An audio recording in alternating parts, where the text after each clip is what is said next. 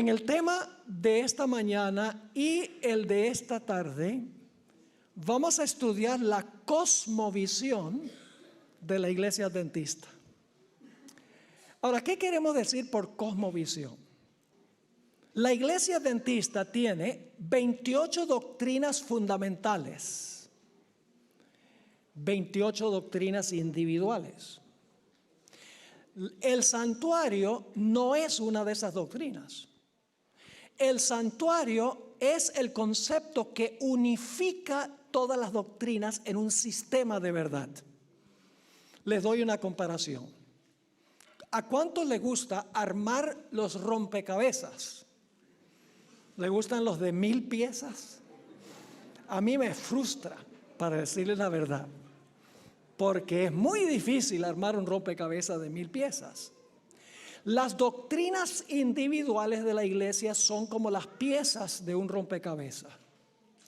Y el conjunto de todas las piezas donde vemos el cuadro completo es el santuario. Es decir, el santuario unifica y expone todas las doctrinas, la relación entre todas las doctrinas. La cosmovisión de la Iglesia Adventista es la totalidad del mensaje de la Iglesia Adventista, el panorama grande, el cuadro grande que nos deja entender por completo el plan de la salvación. Ahora, el Señor Jesucristo tiene una casa y esa casa se llama santuario. Y el Señor Jesucristo toma 7 pasos a través de su casa. Esta mañana, ya tarde, vamos a estudiar los primeros 3 pasos de Jesús secuencialmente a través del santuario. Y esta tarde, Dios mediante, vamos a estudiar los últimos 4 pasos de Jesús a través del santuario. Ahora, probablemente hay personas aquí que son visitas, que no están versados en el asunto del santuario. Así que tengo algunas ilustraciones aquí, donde les voy a mostrar los 7 pasos de Jesús moviéndose a través de su casa. Generalmente cuando empezamos a estudiar el santuario no comenzamos en el campamento. Generalmente empezamos en el atrio, en el altar del sacrificio. Y hablamos de la muerte de Cristo como el primer paso en el santuario, pero ese no es el primer paso. El primer paso es que Jesús viene a vivir en nuestro campamento por 33 años antes de morir. Por eso ustedes ven allí las carpas alrededor del atrio y la carpa que era el santuario. Empezamos el estudio del santuario en el campamento a donde viven los pecadores, porque allí vino Jesús a vivir en nuestro medio por 33 años antes de ir al altar del sacrificio para morir por el pecado. Luego entonces entramos al atrio o al patio del santuario. Y allí el primer mueble que nos encontramos es el altar del sacrificio. El altar del sacrificio representa la muerte de Cristo. Después de vivir en nuestro campamento por 33 años, el Señor Jesucristo fue sacrificado. Es decir, Jesús murió por el pecado. Ese es el segundo paso, el altar del sacrificio. El tercer paso que toma el Señor Jesucristo a través del santuario es un mueble que se conoce como el lavacro o la fuente. Allí el sacerdote se lavaba de todo vestigio de la muerte, porque cuando sacrificaba al animal se salpicaba de sangre y antes de entrar al lugar santo tenía que limpiarse de todo vestigio de la muerte. Vamos a encontrar que el lavacro representa la resurrección de Cristo. Luego entonces tenemos el cuarto paso que toma Jesús a través del santuario. El Señor Jesucristo entra al lugar santo del santuario. Es el primer apartamento que ustedes pueden ver de allí. En el sur se encontraba el candelabro de oro de 7 brazos, que representa la obra del Espíritu Santo entrando a la iglesia para impartir la luz del Señor. El aceite representa al Espíritu Santo que da luz, imparte luz a la iglesia para que la iglesia dé testimonio en cuanto al Señor. Luego entonces tenemos el siguiente mueble en el lugar santo que es la mesa de los panes de la proposición. La mesa de los panes se encontraba al norte del santuario. Había 12 panes encima de la mesa, 2 pilas de 6 cada pila. Y luego entonces avanzamos hacia el siguiente apartamento, y antes del velo que conduce al lugar santísimo tenemos el altar de incienso, a donde se mezclaban las oraciones del pueblo con el incienso en el santuario. Es decir, el cuarto paso de Jesús es la obra que Él hace en el lugar santo del santuario. Luego entonces nos movemos detrás de esa cortina que ustedes pueden ver allí. Detrás de esa cortina se encontraba el lugar santísimo. Y en el lugar santísimo había un solo mueble, era el arca del pacto. Y el juicio se realizaba en el lugar santísimo. Representa la obra de juicio que desempeña el Señor Jesucristo. Ese es el quinto paso del santuario. Luego los pecados entraban al santuario durante todo el año. Cuando la gente se arrepentía, confesaba sus pecados, por medio de la sangre los pecados entraban al santuario, los pecados perdonados, y contaminaban el santuario. Por eso, una vez al año, al final del año, era necesario purificar el santuario de los pecados que habían entrado durante el curso de todo el año. Los pecados eran sacados por el sumo sacerdote y colocados sobre la cabeza del macho cabrío Azazel. Y de esa manera el santuario quedaba purificado, porque los pecados eran trasladados del santuario a donde habían entrado al que últimamente era responsable por el pecado, Azazel, símbolo de Satanás. Y luego el último paso, el paso número 7, es que el Señor Jesucristo regresa a este mundo con su pueblo, a nuestro campamento, para habitar en nuestro medio para siempre. Es decir, el santuario comienza en el campamento y termina en el campamento. Y cada paso que toma Jesús a través del santuario es un paso en el plan de la salvación. Ahora, si ustedes le preguntan a una persona que no es adventista, ¿qué es lo más importante en cuanto al plan de la salvación? Ellos les van a decir la cruz, la muerte de Cristo en la cruz. Pero vamos a encontrar en nuestro estudio que en realidad no hay una de esas 7 funciones que sea más importante que la otra. Todas las 7 funciones de Jesús, todos los 7 pasos de Jesús sucesivos, consecutivos, son igualmente importantes.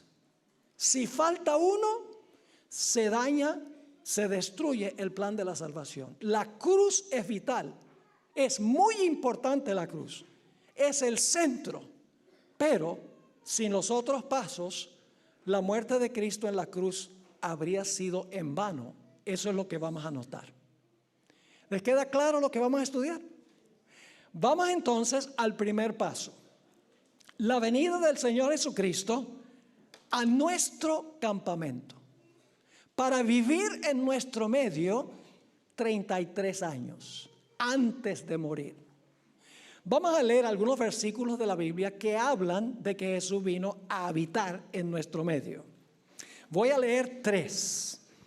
Éxodo 25:8, nuestra lectura bíblica de esta mañana. Dice allí en Éxodo 25:8, ¿por qué mandó Dios a construir el santuario? Dice, y harán un santuario para mí, y luego que dice, y habitaré en medio de ellos. Es decir, el primer paso es que Jesús viene a esta tierra por 33 años para habitar en nuestro medio.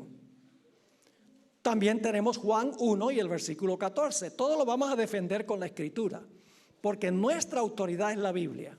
Nuestra autoridad no es la tradición, no es lo que dicen los expertos, no es lo que pienso, no es lo que siento. Nuestra autoridad es un escrito está. Juan 1 y el versículo 14, un versículo muy bien conocido, dice, aquel verbo, ¿quién es el verbo? Jesús es el verbo. Aquel verbo fue hecho ¿qué? Carne. ¿Con qué propósito? ¿Cuándo se hizo carne Jesús? ¿Cuando murió en la cruz? No, cuando se encarnó. Así que dice, aquel verbo fue hecho carne, ¿con qué propósito? Y habitó entre nosotros. Es decir, vino a habitar con nosotros, no solo a morir, sino que a habitar con nosotros. Sigue diciendo, el verbo fue hecho carne, habitó entre nosotros y vimos su gloria, gloria como del unigénito del Padre, lleno de gracia y de verdad. Y luego tenemos Mateo 1:23, que indudablemente conocemos. Dice allí, he aquí, una virgen concebirá y dará a luz un hijo y llamarás su nombre, ¿qué cosa? Emmanuel, que traducido es Dios con nosotros. Ahora, ¿por qué era necesario que Jesús viviera en nuestro medio, en nuestro campamento, por 33 años antes de morir? La razón es muy sencilla. Ustedes recuerdan en el comienzo de la historia, cuando Adán y Eva pecaron, ¿cuál fue el primer resultado o la primera consecuencia de su pecado? Pueden leer en Génesis 3:6, dice que Eva pecó, luego Adán pecó, y entonces en el versículo 7 dice que ellos se encontraron desnudos. No solamente era desnudez de cuerpo, sino desnudez de alma, porque ellos tenían dos mantos. Un manto era el manto espiritual de justicia, porque eran obedientes a Dios. Pero también tenían, según el Espíritu de profecía, un manto de luz literal que los cubría. Pero cuando ellos perdieron su manto espiritual de justicia por desobedecer a Dios, la luz que los había cubierto desapareció. Es decir, perdieron su manto espiritual de justicia y como consecuencia perdieron su manto literal de luz y se vieron desnudos. ¿Cómo procuraron ellos cubrir la vergüenza de su desnudez? Se hicieron mantos ellos de hojas de higuera y se taparon el cuerpo con las hojas de higuera. Pero lo interesante es que aún después de taparse con las hojas de higuera, todavía se sentían desnudos. Porque en el siguiente versículo, versículo 8, dice que Dios viene ahora al huerto y dice, Adán, ¿a dónde estás tú? Esto es después que tiene las hojas de higuera. Y Adán dice, nos escondimos en medio del huerto porque estábamos desnudos. Pero ya no estaban desnudos porque tenían las hojas de higuera. Eso significa que la desnudez no era solo desnudez de cuerpo, sino que era desnudez de su alma. De alguna manera Dios tenía que cubrir la vergüenza de la desnudez espiritual del ser humano. Lo que vino Jesús a hacer en nuestro medio para vivir 33 años fue tejer un manto de perfecta justicia para que pudiera cubrir con su justicia nuestra desnudez.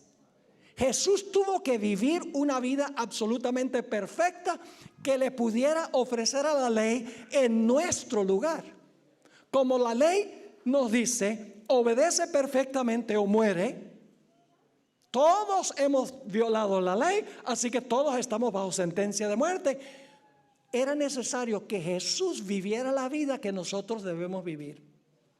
Cada obediencia de Jesús fue un hilo que Él le añadió al manto de perfecta justicia. Y cuando Jesús dijo en la cruz, consumado es, le puso el último hilo a un manto de perfecta justicia que Él había vivido una vida sin pecado. Tejió un manto para todo ser humano que jamás haya vivido en la historia del planeta. Vino a vivir en nuestro lugar. Ahora ustedes dicen, ¿dónde dice la Biblia tal cosa?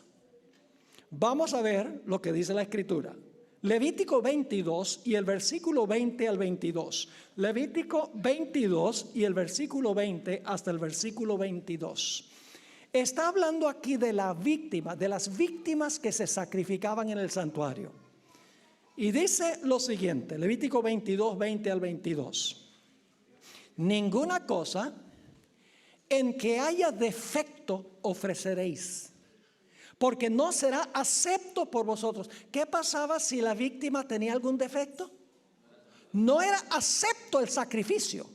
Sigue diciendo, Asimismo, cuando alguno ofreciere sacrificio en ofrenda de paz a Jehová para cumplir un voto, o como ofrenda voluntaria, sea de vacas o de ovejas, para que sea aceptado, será que sin defecto. Ciego, perniquebrado, mutilado, verrugoso, sarnoso o roñoso, no ofreceréis estos a Jehová, ni de ellos pondréis ofrenda encendida sobre el altar de Jehová. La víctima no podía tener ¿qué cosa? Defecto. ¿Saben lo que representa el hecho que la víctima no tenía defecto? Representa la vida perfecta de Cristo Jesús. No pecó.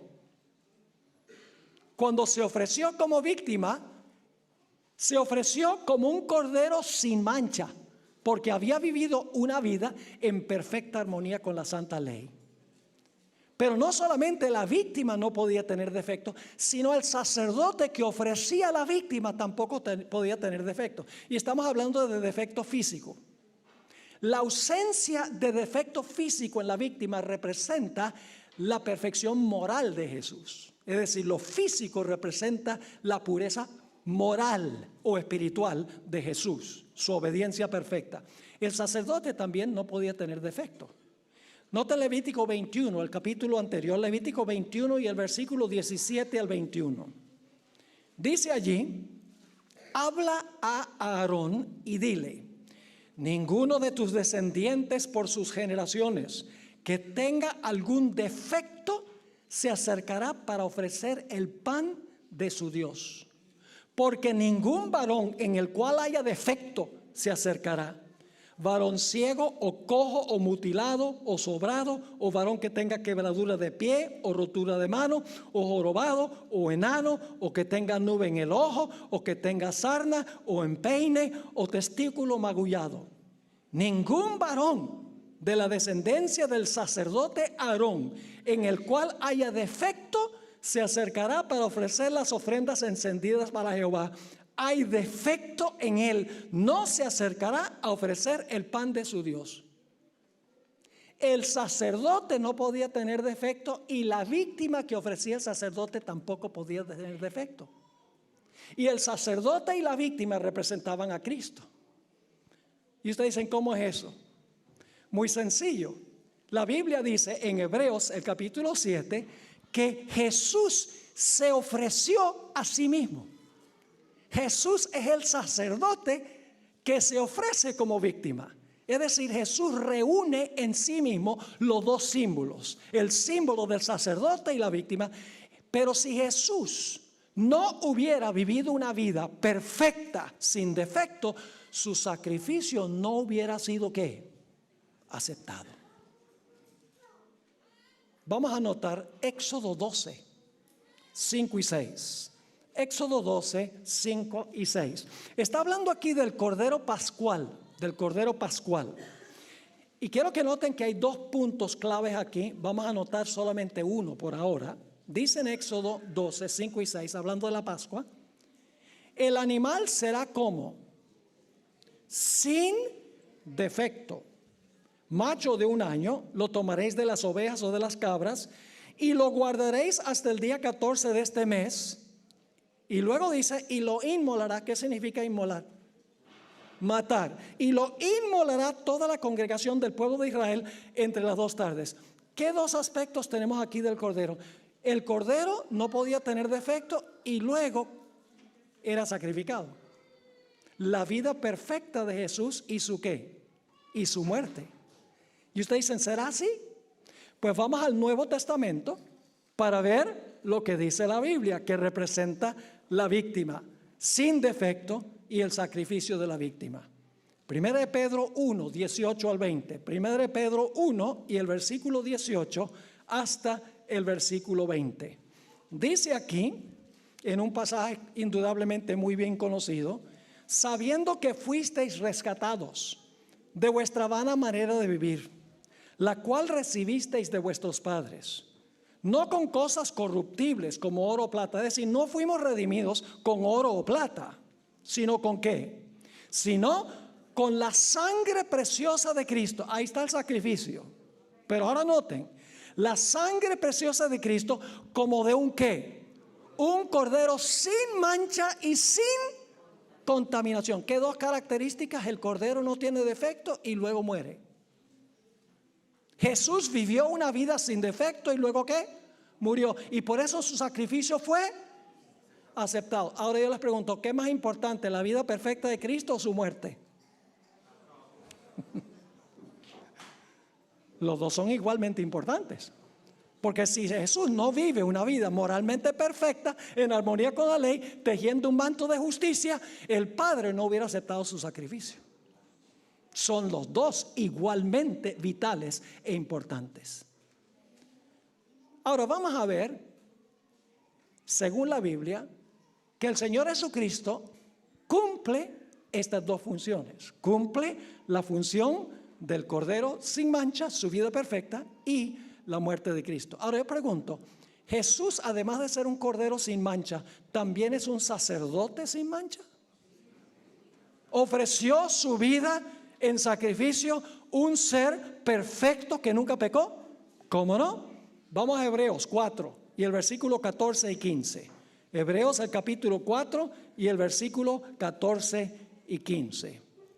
Dice aquí, por tanto, teniendo un gran sumo sacerdote que traspasó los cielos, Jesús el Hijo de Dios, retengamos nuestra profesión, porque no tenemos un sumo sacerdote que no pueda compadecerse de nuestras debilidades, sino uno que fue tentado casi en todo. Muy bien, gracias. Sí, todavía está en la onda. A veces leo mal para ver si están prestando atención. Sino uno que fue tentado, ¿qué? En todo, según nuestra semejanza, pero sin pecado. ¿Vivió Jesús una vida absolutamente perfecta? ¿Es un sumo sacerdote perfecto? ¿Es una víctima perfecta? Sí. Noten Hebreos 7:25, solamente unos 3 capítulos más adelante, Hebreos 7 y el versículo 25. Porque tal sumo sacerdote nos convenía. ¿Qué clase de sacerdote? Santo, inocente, sin mancha, apartado de los pecadores y hecho más sublime que los cielos. Y saben ustedes que aún Poncio Pilato, ese gobernante pagano, confesó que en Jesús no había defecto. Porque 4 veces él salió ante la turba judía y dijo: yo no hallo delito en él. El mismo Pilato confesó que Jesús hasta ese punto había vivido una vida absolutamente perfecta. El primer paso de Jesús es venir a nuestro campamento con el fin de ofrecerle a la ley lo que nosotros no le podemos ofrecer. Ofrecerle a la ley la perfección, la perfecta justicia que Dios nos exige a nosotros. Él vino a vivir la vida que todos los seres humanos deben vivir. Pero ahora vamos al segundo paso. El segundo paso, el Señor Jesucristo va al altar del sacrificio. Ahora, ¿qué sucede en el altar del sacrificio? El hombre cuando pecó tenía un doble problema. En primer lugar, ya no le podía ofrecer a la ley la justicia que la ley exige. Y por eso la ley le decía al hombre: como no me puedes ofrecer la vida perfecta que yo exijo, tienes que morir. Así que teníamos un doble problema: una vida en desarmonía con la ley y la sentencia de muerte. Así que no era suficiente que Jesús viniera a tejer un manto de perfecta justicia que nos pudiera regalar. Era necesario también que Él pagara por todos los pecados que nosotros cometimos. ¿Están entendiendo el punto? Tejer un manto de perfecta justicia y también sufrir el castigo de los pecados de todos los seres humanos. En el Getsemaní, el Señor Jesucristo cargó los pecados de todo el mundo sobre sí mismo. Colgó desnudo sobre la cruz. Y a algunos no les gusta que yo diga que colgó desnudo en la cruz, pero la Biblia enseña eso. Porque la Biblia dice que su manto exterior, sin costura, los soldados dijeron: no partamos ese manto. Lo que partieron fue el manto interno de Jesús en 4 partes. Es decir, tomaron el manto exterior y el manto interior y colgaron al Señor Jesucristo desnudo en la cruz. Y eso tiene un gran simbolismo. ¿Y ustedes cuál es el simbolismo? ¿Quién debería haber colgado desnudo en esa cruz? Nosotros. Deberíamos haber colgado en esa cruz desnudos, pero Jesús colgó desnudo porque Él estaba cargando la culpa nuestra. ¿Están entendiendo lo que estoy diciendo? Jesús cargó la vergüenza de nuestra desnudez porque Jesús cargó los pecados de todos los seres humanos. Es decir, en el campamento Jesús vive su vida perfecta, teje un manto perfecto de justicia para todos los seres humanos. En la cruz del Calvario Jesús toma los pecados de la raza humana, todos los seres humanos, y los coloca sobre sí y sufre el castigo o la pena que nosotros merecemos. Ahora, ¿dónde están los versículos de la Biblia que nos dicen que el Señor Jesucristo sufrió la muerte que todos nosotros debemos sufrir? Vamos a leer algunos versículos. 2 Corintios 5:21. Y aquí van a encontrar los dos puntos que acabo de mencionar: la vida perfecta de Jesús y el hecho que cargó nuestros pecados. Dice allí en 2 Corintios 5:21, al que no conoció pecado, esa es su vida perfecta, ¿sí o no? Al que no conoció pecado, ¿qué sucedió? Por nosotros lo hizo pecado. ¿Quién lo hizo pecado? El Padre colocó sobre Él nuestros pecados. El que no conoció pecado, Jesús no conoció pecado, el Padre lo hizo pecado, es decir, cargó nuestros pecados sobre Él. ¿Con qué propósito? Para que nosotros fuésemos hechos justicia de Dios en Él, para que nosotros pudiésemos llegado a ser justos. El Señor Jesucristo, que no conoció pecado, el Padre colocó sobre Él los pecados de todos los seres humanos. Noten Gálatas 3 y el versículo 13. Gálatas el capítulo 3 y el versículo 13. Aquí este versículo es muy interesante. Dice, Cristo nos redimió ¿de qué? De la maldición de la ley. Paremos un momento allí. La ley es mala porque nos maldice, ¿verdad? Así dicen muchos cristianos. Dicen, la ley es mala pues la ley nos maldice. Cristo nos bendice. Ahora vamos a tomar un ejemplo. Si ustedes están manejando el carro y llegan a una esquina y hay un semáforo y se comen el semáforo en rojo, ¿caen bajo la maldición de la ley? Sí, porque le van a poner una multa, ¿verdad? Es decir, violaron la ley y caen bajo la maldición de la ley. Entonces la solución es eliminar el semáforo. La culpa la tiene el semáforo porque el semáforo me maldigo. No. Esa no es la solución. El semáforo hace lo que debe hacer. Condena al que viola la ley. De la misma manera aquí dice en Gálatas 3 y el versículo 13, Cristo nos redimió de la maldición de la ley. La ley nos maldice porque hemos pecado y transgredido la ley. Ahora, ¿cómo fue que nos libró Cristo de la maldición de la ley? Sigue diciendo aquí, hecho por nosotros maldición. Es decir, Jesús en la cruz cargó nuestra maldición. El Padre colocó sobre Él la maldición de todos los seres humanos. Cristo sufrió la maldición de la ley en nuestro lugar.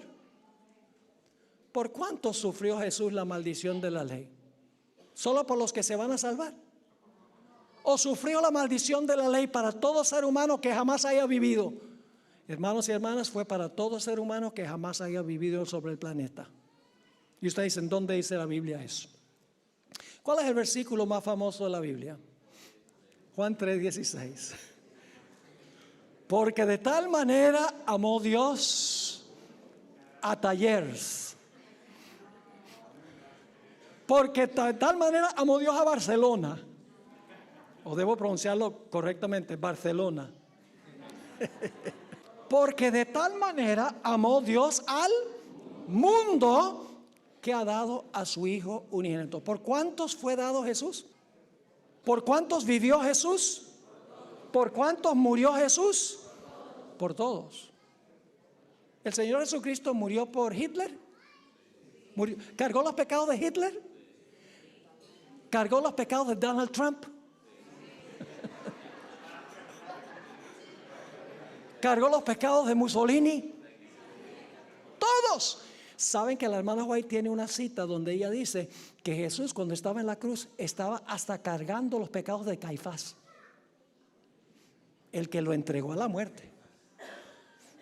Jesús cargó todos los pecados de todos los seres humanos. Vamos a leer otros versículos. Hebreos 2 y el versículo 9. Hebreos 2 y el versículo 9. Y ustedes dicen, bueno, si Jesús vivió por todos y murió por todos, entonces todos se van a salvar.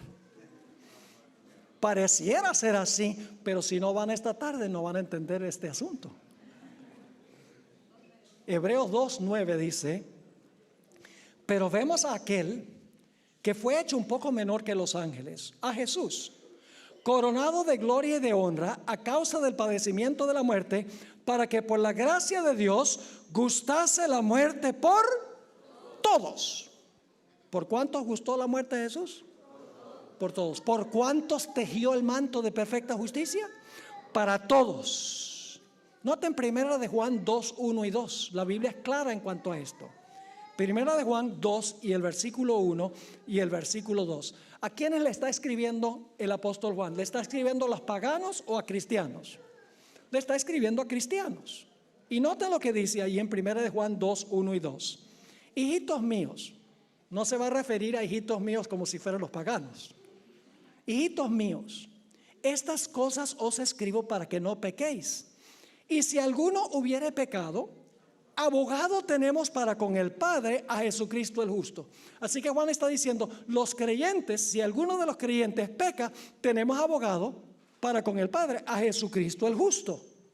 Pero noten lo que sigue diciendo el versículo 2. Y Él es la propiciación por nuestros pecados, y no solamente por los nuestros, sino también por los de todo el mundo.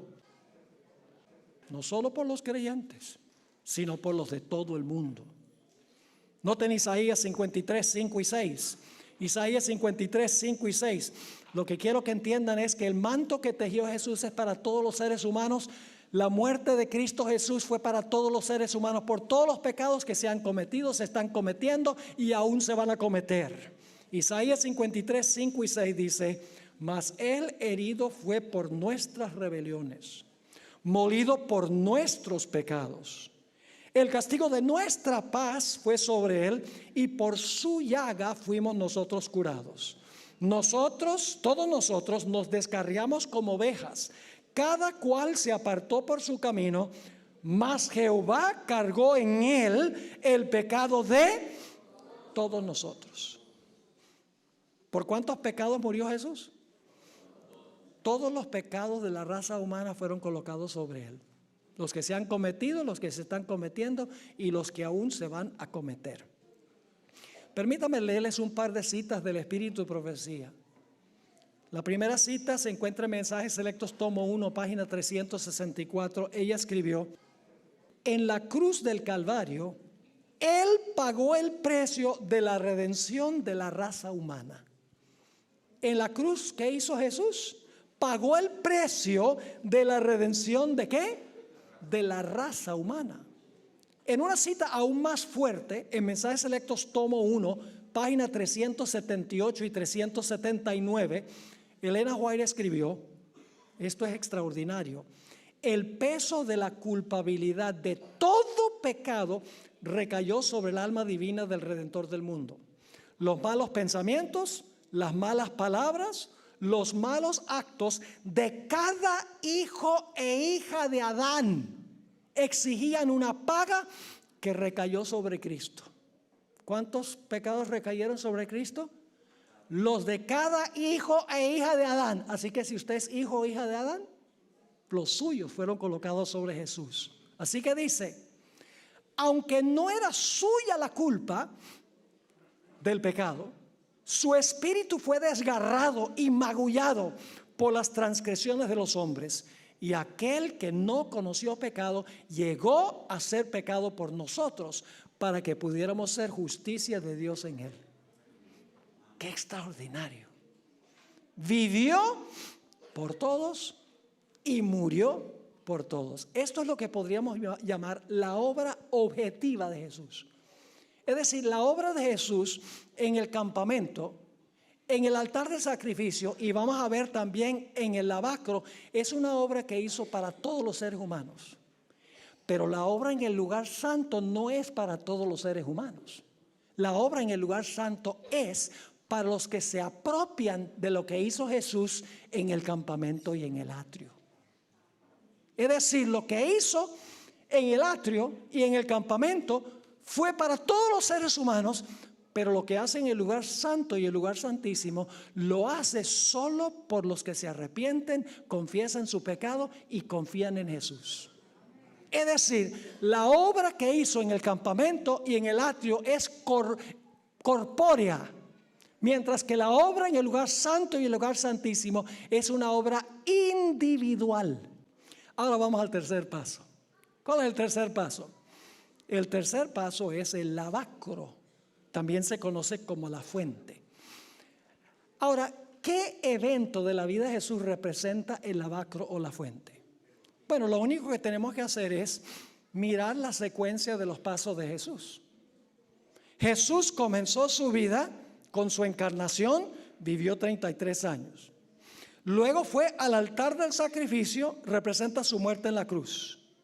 Ahora, el lugar santo del santuario, donde Cristo entró, representa la ascensión de Cristo para comenzar su obra intercesora. Es decir, que el lavacro tiene que representar una obra de Cristo entre su sacrificio en la cruz y cuando comenzó su obra intercesora en el lugar santo. Porque el lavacro se encuentra entre el altar y el lugar santo. Ahora, ¿qué evento representa el lavacro o la fuente? Tenemos que entender por qué estaba la fuente ahí en el atrio, después del altar del sacrificio. Porque el sacerdote, cuando ofrecía a la víctima, estaba manchado de sangre. Y la sangre es señal de muerte. Es decir, la sangre manchaba. Y antes que el sacerdote pudiera entrar a ministrar en el lugar santo, tenía que lavarse de todo vestigio de la muerte. Es decir, el lavacro a donde el sacerdote se lavaba antes de entrar a su ministerio en el lugar santo para interceder, para meter el pecado del santuario, en realidad representa la resurrección de Cristo Jesús. Ahora vayan conmigo a Tito, el capítulo 3 y el versículo 4 y 5. Tito, el capítulo 3 y el versículo 4 y el versículo 5. Hay una palabrita aquí especialmente que quiero recalcar. Tito 3, 4 y 5. Pero cuando se manifestó la bondad de Dios, nuestro Salvador, y su amor para con los hombres, nos salvó. No por obras de justicia que nosotros hubiéramos hecho, es decir, no nos salvó por nuestras obras, sino por su misericordia, por el ¿qué? Lavamiento. ¿Con qué se lava usted? Con agua, muy bien. Por el lavamiento, es decir, después que Jesús muere, nos salvó, dice. Luego dice, por el lavamiento de la ¿qué? De la regeneración y por la renovación del Espíritu Santo. La palabra sobre la cual me quiero enfocar es la palabra regeneración. El lavamiento de la regeneración. ¿Qué significa la palabra regeneración? Voy a leerles la definición que da el diccionario teológico del Nuevo Testamento. En realidad, en griego es una palabra compuesta de dos palabras griegas. Palin, genesia. Palin significa otra vez. Y genesia significa de nuevo. Esta es la definición que dan los léxicos en cuanto a lo que significa esa palabra regeneración. Leo. La palabra deriva de palín, que significa de nuevo, y génesis, que significa comenzar. Es decir, literalmente significa comenzar de nuevo. Y luego explica, y por lo tanto significa un nuevo génesis. ya sea en el sentido de volver a la existencia, volver de la muerte a la vida. ¿Qué significa entonces la regeneración? Significa pasar ¿de qué? De la muerte a la vida, según este diccionario, donde un experto está explicando lo que significa. Significa volver a la existencia. Ahora yo pregunto, cuando el Señor Jesucristo resucitó de los muertos, ¿va a volver a morir? ¿O se lavó de una vez por todas de la muerte para no morir más? Jesús, como el sacerdote, se lavó de todo vestigio de la muerte, como los sacerdotes se lavaban de todo vestigio del animal que habían sacrificado. Noten Romanos 6 y el versículo 9 y 10. Romanos 6, 9 y 10. Dice aquí en Romanos 6 y el versículo 9 y 10, sabiendo que Cristo, habiendo resucitado de los muertos, ya no ¿qué? Ya no muere. La muerte no se enseñoreará más de él, porque en cuanto murió, al pecado murió ¿qué? De una vez por todas, mas en cuanto vive, para Dios vive. Jesús dejó la muerte y el pecado sepultados cuando él fue enterrado, y cuando salió limpio del pecado y limpio de la muerte. Es decir, el lavacro o la fuente representa la resurrección de Cristo Jesús. ¿Es importante la resurrección de Jesús? Es más importante su muerte en la cruz, ¿no? Pues si Jesús no murió, ¿cómo va a resucitar? Y si no vivió una vida perfecta, su muerte no es aceptada. Necesitamos entender, hermanos y hermanas, la iglesia adventista entiende la cabalidad del ministerio de Jesús. El mundo cristiano todo se enfoca en la cruz, pero es solo parte de la cosmovisión de la salvación. Es una pieza, por así decirlo, del rompecabezas. ¿Perdonó Jesús todos los pecados de los pecadores cuando murió en la cruz? Casi siempre que hago esa pregunta, inmediatamente los adventistas dicen sí, pero la respuesta es no. Y ustedes dicen, ¿qué herejía va a compartir ahora el pastor Bor aquí? Pues vamos a dejar que el apóstol Pablo lo diga. Si no me creen a mí, créanle a Pablo, el gran teólogo, San Pablo. Vayan conmigo a 1 Corintios 15. Y el versículo 3 al 7, y luego vamos a ir del versículo 17 al versículo 20. Dice en el versículo 3, el apóstol Pablo, porque primeramente os he enseñado lo que asimismo recibí, que Cristo murió por nuestros pecados, conforme a las Escrituras, y fue sepultado, y que resucitó al tercer día conforme a las Escrituras, y que apareció a Cefas y después a los 12. Después apareció a los más de 500 hermanos a la vez, de los cuales muchos viven aún y otros ya duermen. Después apareció a Jacobo, después a todos los apóstoles, y al último de todos, como a un abortivo, me apareció a mí. Y ahora dice en el versículo 16, porque si los muertos no resucitan, tampoco Jesús resucitó. ¿Y cuáles son las implicaciones de que Jesús no haya resucitado? Sigamos leyendo. Porque si los muertos no resucitan, tampoco Cristo resucitó. Ahora escuchen con cuidado. Y si Cristo no resucitó, vuestra fe es vana, aún estáis en vuestros pecados. ¿Están captando esto? Si Jesús no resucitó, ¿estamos todavía en nuestros pecados? Sí, entonces no perdonó los pecados en la cruz. ¿Tiene algo que ver la resurrección de Jesús con el perdón de los pecados? ¿Cómo no? No los perdonó en la cruz. Fue al cielo para perdonar los pecados. Vamos a notar en nuestro estudio. Así que si yo les pregunto, ¿qué es más importante? ¿La vida perfecta de Jesús, su muerte en la cruz o su resurrección? todos son igualmente importantes. Ahora escuchen bien. ¿Por qué es importante la resurrección de Cristo? Porque un Salvador muerto no nos puede salvar. Jesús no puede entrar al lugar santo para interceder por los que por Él se acercan a Dios, al menos que esté vivo. Es decir, su resurrección hace posible que Él vaya al lugar santo para aplicar a individuos que se arrepienten y confiesan sus pecados los beneficios de la obra que Él hizo en la tierra. Les doy una ilustración ya para concluir. El Día de las Madres aquí se celebra en mayo. Se celebra en mayo casi en todos los lugares. ¿Qué hacen los esposos el Día de la Madre? Los buenos esposos. ¿Qué hacen? Le compran un regalo a la esposa. Claro. Supongamos que compra un regalo de 100 euros. Es un buen regalo, ¿verdad que sí? No creo que una esposa se enoje con eso. ¿Cuánto le cuesta el regalo a la esposa? Nada. ¿Quién paga?